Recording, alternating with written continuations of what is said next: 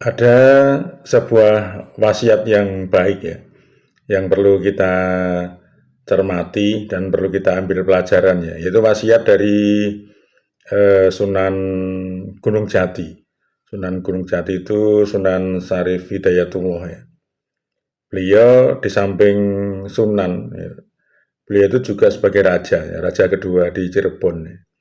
Itu ada meninggalkan satu pesan, gitu. Ada satu semacam apa ya wasiat lah ya. Kuwi ben rakyate apa santri-santrine itu eh, biar senantiasa mengingat apa yang dia pesankan dan pesan ini memiliki kandungan nilai moral yang sangat tinggi. Ya, ini ada dua hal ya. Ada dua hal yang perlu diperhatikan. Jadi kalau dulu mungkin beliau itu berhadapan dengan para santri ya, dengan para santri, dengan para murid ya. Kalau sudah sampai ke sekarang ini beredar kemana-mana itu kan pesan itu sudah bisa kepada siapapun, pada siapapun yang mau mengambil sebagai pelajaran. Apa pesannya teman-teman semua? Sunan Gunung Jati itu berpesan, ingsun titip tajuk lan fakir miskin. Wah, ini mungkin dua perkara ya, dua perkara yang dipesankan oleh Sunan Gunung Jati atau Sunan Syarif Hidayatullah. Ingsun titip tajuk lan fakir miskin. Apa itu teman-teman? Tajuk itu bangunan tempat ibadah ya, masjid lah. Tajuk itu masjid. Aku titip masjid lan fakir miskin. Jadi bagaimana agar kita itu senantiasa teringat dengan yang namanya masjid dan fakir miskin. Ini satu rangkaian ya, rangkaian pesan moral yang sangat tinggi yang merupakan tanggung jawab sosial, ya, tanggung jawab sosial kita kepada lingkungan. Yang pertama adalah masjid, teman-teman. Masjid ini adalah satu bangunan tempat ibadah yang melambangkan kemuliaan gitu, melambangkan ketinggian moral, melambangkan kebagusan etika, melambangkan pokoknya segala-galanya yang indah-indah itu dari masjid. Maka kan beda kan yen wong dianggap oh kayak wong masjidan mesti wong apik kalau dibandingkan dengan wong sirang masjidan itu tanda kutip seperti itu. Meskipun sakjane wong masjidan ya ono sing beling ya ono tapi kan nama masjid itu sendiri sudah kata kunci yang bisa menutup aib seseorang. Oh kayaknya masjid kok sregep ra mungkin kaya ngono lah ngono-ngono kuwi. Ini masjid itu kata kunci. Sehingga tidaklah salah itu, tidak sangatlah tepat lah gitu kalau Sunan Syarif Hidayatullah itu berpesan titip masjid. Ya, sehingga kita itu aktif nang masjid. Dadi wong masjidan. Yang dadi wong masjid itu insya Allah adab, etika, moral itu apa ya terbebani untuk terbawa. Kalau kita mau nakal misalkan, wah sergap nang masjid nakal, wah karena kan terbebani ya. Terus awake dhewe arep berbuat sesuatu yang jelek-jelek itu dengan ngelingi awake dhewe sregep nang masjid itu kan juga dadi anu kan, dadi kepikiran kan. Nah, itulah namanya sebagai pesan moral. Nah, bahkan teman-teman, dalam salah satu sabdanya ya Rasulullah yang menjelaskan tentang 7 golongan ya, 7 golongan dari orang-orang yang kelak akan mendapatkan perlindungan di saat tidak ada perlindungan kecuali hanya perlindungan Allah. Di situ Rasulullah membuat atau memberikan kisi-kisi kepada 7 golongan. Nah, salah satunya itu rajulun qalbuhu mu'allakun fil masajid. Rajulun qalbuhu mu'allakun fil masjid. Ya. Ini memberikan satu gambaran bahwa orang yang akan mendapatkan perlindungan dari Allah ya, itu adalah orang yang hatinya kolbuhu ya, orang-orang yang hatinya senantiasa terpaut dengan masjid. Jadi kelingan apa-apa kelingan masjid. Oh, aku harus berbuat elek. Atine iki ngelingi kowe mau masjid lho. Sregep nang masjid lho. Wah, gitu itu membuat jadi beda gitu. Jadi senantiasa itu teringat masjid terus. Arep ngopo-ngopo masjid. Misalkan saya misalkan wong arep lunga lah, arep lunga rombongan gitu. Sing dieling-eling mesti masjid engko salate ning ndi. Wah, ngono ki berarti wong apik ya. Ora kok lunga nang ndi ora gagas salate dan sebagainya. Kalau kita seringnya itu kalau rombongan-rombongan piknik itu sing dieling-eling mengko golek ampiran sing enek masjide. Rombongan dolan digoleki mampire neng masjid. Nah, itu namanya orang-orang yang hatinya itu terpaut di masjid.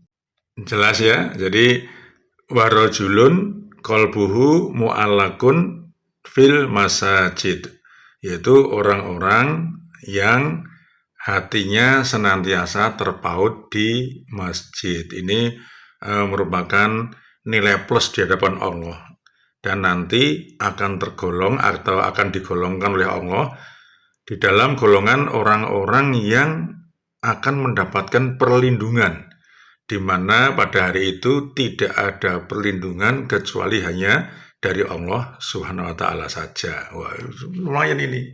Satu janji manis ya, satu janji yang menggembirakan ya, bukan janji manis. Janji manis tapi nyata ya, janji manis tapi nyata. Satu janji yang menggembirakan dari Allah SWT lewat Rasulnya pada kita semua. Yen awai diwiki hatinya selalu terpaut di masjid, itu kita akan mendapatkan satu perlindungan. Nah, maka mari kita itu jane syaratnya enteng ya, kelingan masjid. Dan masjid itu tapi bukan hanya masjidnya saja ya teman-teman ya, tapi pesan moral yang diemban, pesan moral yang terikat, yang terpaut dengan masjid ini harus kita lekatkan kepada diri kita juga. Ojo mung sregep ning masjid nih ojo sak-sake, misalkan seperti itu ya. Jadi bebannya itu juga kita tanggung gitu. Wong masjidan kudu ngene, wong masjidan kudu gitu dan sebagainya itu ada, sehingga kita tuh mempunyai nilai yang lebih bila dibandingkan dengan orang-orang yang tidak masjidan itu. Jadi apa yang disabdakan Rasulullah itu bisa memberikan satu kabar gembira kepada kita. Inilah teman-teman, jadi pesannya dari Sunan Syarif Hidayatullah ya, atau Sunan Gunung Jati ini yang ingsun titip ya, ingsun titip masjid, ingsun titip tajuk itu membawa satu apa ya, satu pekerjaan yang sangat konsekuensi perbuatan yang sangat berat juga ya, sangat berat juga dalam arti awake dhewe morale ya ben apik, awake dhewe etikane ya ben apik, awake dhewe adabe ya ben apik, sehingga orang yang adabe apik, etikane apik, morale apik, nah insyaallah kita itu sudah tergolong kepada orang-orang yang baik. Ini yang dipesankan pada kita ya. Kemudian yang kedua teman-teman, menyikapi pesannya Sunan Gunung Jati, yaitu ingsun titip tajuk lan fakir miskin. Wah, ini fakir miskin ini awake dhewe ya diweling, dititipi. Kon mikir, kon melu mikir nasibe fakir miskin. Nah, kalau fakir miskin itu kita ingat dalam surat Al-Fajr ya. Surat Al-Fajr ayat yang ke-15 sampai berapa itu, sampai seterusnya rangkaian ayatnya. Itu surat Al-Fajr itu surat yang ke-89. Surat Al-Fajr sudah masuk juz ke-30 ya. Surat yang ke-89 mulai ayat yang ke-15. Di sana dikatakan, fa'amal insanu idza mabtalahu rabbuhu fa'akramahu wa na'amahu fayaqulu rabbi akraman. Wa amma idza mabtalahu faqadara 'alaihi rizqahu fayaqulu rabbi ahanan. Kalla balla tukrimuna al-yatim wa la tahaduna 'ala tu'amil miskin. Wa ta'kuluna turasa aklan lamma wa tuhibbuna al-mala hubban jamma. Itu rangkaian ayat mulai ayat yang ke-15 ya sampai sekian tengah-tengah surat. Ini ada satu pesan yang baik teman-teman, yaitu ketika kebanyakan orang itu mempunyai anggapan yen lagi diujo ya, lagi diujo oleh Allah SWT itu dengan kekayaan, dengan akeh rezeki. Mereka itu mengambil kesimpulan, wah aku lagi disenengi Gusti Allah. Ya. Tetapi lagi diuji, kekurangan harta, kekurangan rezeki, dia mengatakan, wah Allah lagi tidak senang dengan saya. Jadi antara diujo karo diuji, kui sakjane itu hanya ujian gitu. Terserah Allah saja mau memberikannya kepada siapa. Nah, tapi ternyata Allah memberikan satu penilaian lain. Kowe iki dimuliakan atau dihinakan itu bukan karena okeh sithike harta sing mbok duweni, ya. Tetapi apa? Kalla balla tukrimunal yatim wala tahaduna ala ta'amil miskin.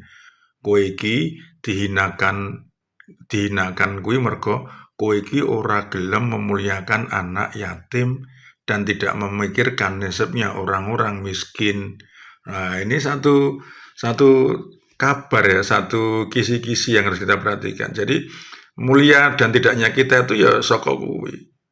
Harta yang diberikan oleh Allah kepada kita itu kemana larinya? Ya, kalau kita pakai untuk memuliakan anak-anak yatim, ya, kemudian memikirkan nasibnya fakir miskin, seperti pesannya Sunan Gunung Jati tadi, itu insya Allah kita akan menjadi orang-orang yang dimuliakan.